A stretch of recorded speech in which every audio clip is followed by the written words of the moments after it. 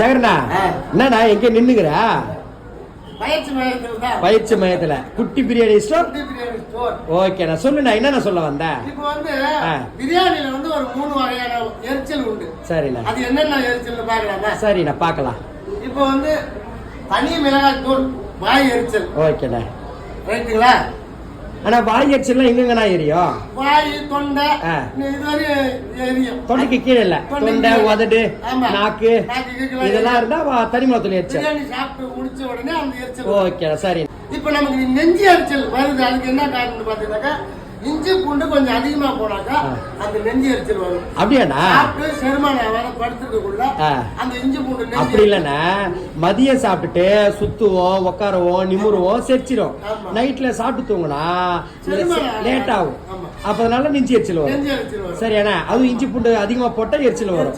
அப்ப மூணாவது எரிச்சல் வந்து பாத்தீங்கன்னாக்கா வயிறு எரிச்சல். வயிறு எரிச்சல் அது எதனால வருதுனாக்கா, பச்சை மிளகாய் வந்து நம்ம வந்து அந்த வாசனைக்கு தான் நம்ம போடுறோம். சரிண்ணா. அத வந்து நம்ம வந்து பிரியாணில ஒதுக்கி தான். அப்ப காரம் இல்லையா பச்சை மிளகா? காரம் உண்டு, காரம் உண்டு. அத சாப்பிட்டுனா காரம், அதுதான் வயித்து எரிச்சல். அப்படி இல்லனா, நமக்கு தனி மிளகாத்தூள் காரம், இஞ்சி பூண்டு காரம், இது ரெண்டு கூட இது சேர்த்தா அதிகமான காரம், வயிற்று எரிச்சல் ஆயிடும். அதனாலதான் பச்சை மிளகாய் காரம், ஆனா பிரியாணிக்கு வேணாம். சரியா? எசன்ஸ் அந்த வாசனை மட்டும் எடுத்துப்போம். ஓகேண்ணா? ஆனா நடுவுல ஏதோ இன்னொரு எரிச்சல் போடுங்க அப்படின்னா இதுதான் முக்கியமான எரிச்சல். என்ன எரிச்சல்? நம்ம வளர்றோம்னாக்கா மனுஷனுடைய இது வயிற்று எரிச்சல். அப்படி இல்லைன்னா நம்ம நிறைய உண்மையை சொல்லி தரோம். இந்த எரிச்சலை தாங்காம சில மனிதர்கள் கமெண்ட் போடுவாங்க, வயிற்று எரிச்சல். சரி, ஓகேண்ணா, நான் சூப்பரா சொல்லி கொடுத்தேண்ணா. ஹாய் ஃப்ரெண்ட்ஸ், நான் உங்கள் நண்பன் குட்டி.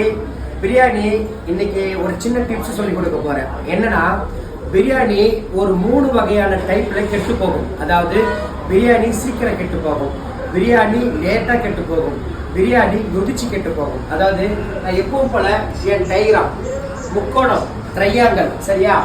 பிரியாணி உதிரியா இருக்கும், ஆனா கெட்ட வாடை வரும். அடுத்தது பிரியாணி மறுநாள் கெட்டு போகணும். நைட் வரைக்கும் நல்லா இருக்கும், காலைல கெட்டு போயிடும். அப்ப இதுக்கு ஏதோ ஒரு காரணம். பிரியாணி அந்த நொதிச்ச மாதிரி கெட்டு போகணும். அப்ப இதுக்கு ஒரு காரணம் இருக்கு. அப்போ நான் என்ன கேக்குறேன்னா, 3 விஷயத்தினால தானே இது நடக்கும். சேகரண்ணா, இந்த 3 விஷயத்தால தான் அது நடக்கும். இது ஒரு வேதியியல் மாற்றம். ஆமா. ஆனா சமையல் கலை ஒரு வேதியியல் மாற்றம்னா இன்னைக்கு இல்ல, ஆனா வரலாறுல அது வரும். கண்டிப்பா நான் இருக்கிறோம் இல்லையோ, ஆனா என் வார்த்தை அந்த சமையல் கலை வேதியியல் சொல்லிட்டு ஒரு நாள் வரும். இதுக்கு எதனால கெட்டு போகும்னு சொல்லி அவங்கள கமெண்ட் பண்ண சொல்லுங்க. கைப்பட்டாலும் கெட்டு போகும். சொல்லாதானே. பாய்.